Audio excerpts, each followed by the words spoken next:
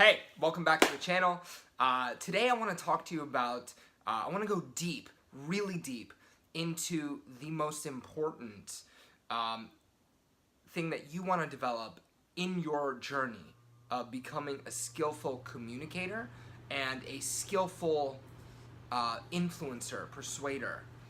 And that's really the attitude of persuasion, the attitude of how to influence. How should you be thinking in the first place about influence, whether you're doing that now or you're just starting your journey of influence and persuasion. And by the way, I think this is useful in any context. So if you want to do this personal, interpersonal, business, leadership, there's an attitude of influence. And I'm just gonna go and give you some of the useful attitudes. Now, some people take an attitude and they install it in their brain and they think this way, and this is now how you think. Everywhere you go, you filter the world through this attitude.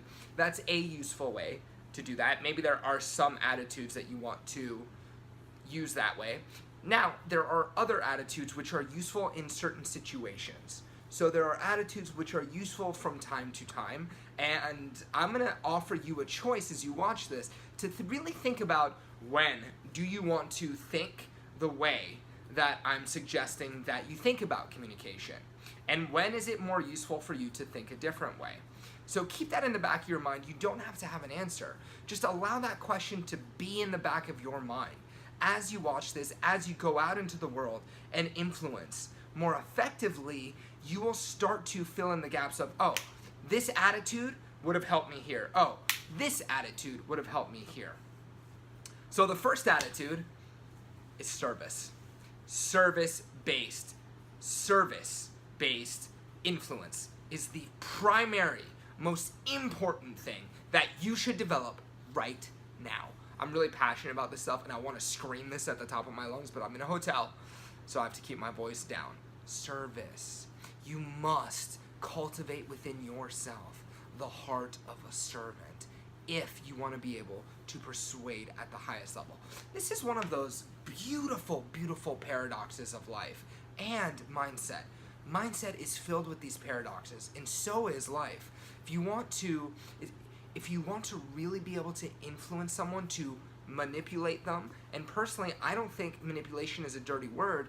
I think you should be able to manipulate. If you can't influence people to, like, for example, Harvard did this amazing study, and they have this amazing program called Immunity to Change, in which they studied doctors and patient relationships, where they would, doctors would tell their patients, you have to take this medicine or you're going to die. Okay, you don't take this medicine, you're dead. Take this medicine, amazing life. 7 out of 8, or I think the numbers are skewed in my mind right now, but I think it was 8 out of 11 of the patients stayed the same and chose not to take their medicine. 3 out of 11 ended up taking the medication that would save their own life. So we have this tremendous problem in society where people don't know how to influence other people. Doctors don't know how to get their patients to be compliant. Therapists don't know how to get their clients to be compliant. Parents don't know how to get their kids to be compliant in a world where their children are connected to a variety of dangerous things via the internet. We now, more than ever, have to be able to persuade ourselves to take the correct actions, to do the things that are right. We now more than ever have to be able to persuade and influence each other for a better world and a better community. So for me, influence, for me, communication, for me, persuasion is something that you have to develop. You must learn to become more influential, because if you don't, then we will miss out on your voice. We will miss out on your truth.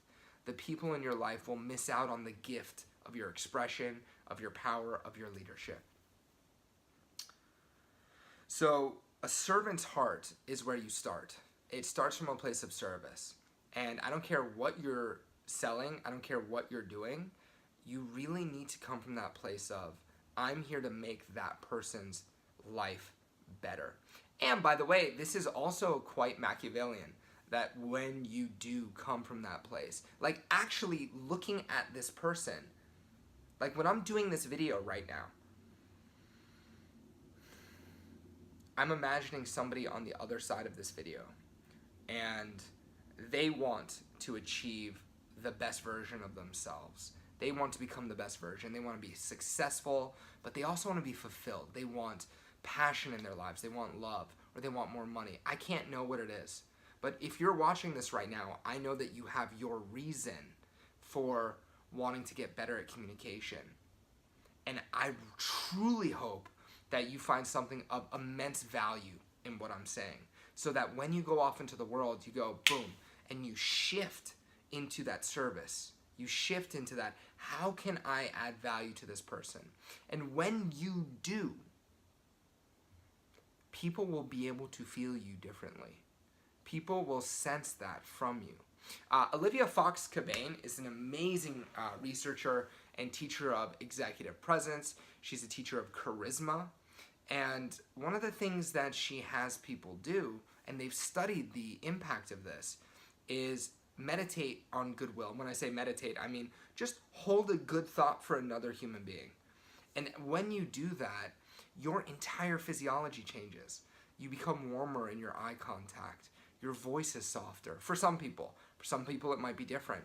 Maybe the right thing to do is to be firm in a situation, but if you're doing it from a place of goodwill and compassion, if you're selling or influencing from a place of service, of compassion, people will feel that, and they will inherently trust this when you can do that. So that's the first thing, is one, servant's heart. Show up to serve. And that takes a real abundant attitude. That takes an abundant attitude of, there is so much out there that I know if I follow the process, I'm going to get my needs met as a salesperson, as an influencer, as a business person, as a real estate agent, right? Or as a single person meeting people.